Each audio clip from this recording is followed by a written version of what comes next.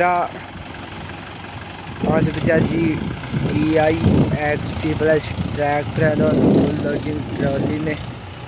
Video को like करें, share करें, कमेंट करें और चैनल को सब्सक्राइब ज़रूर करें दोस्तों।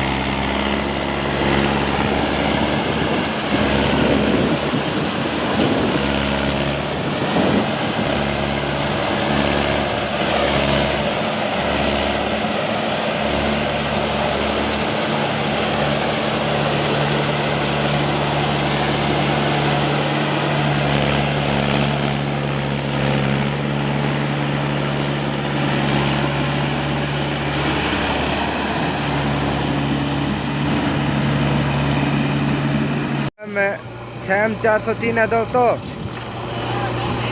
राइडर है सैम 403।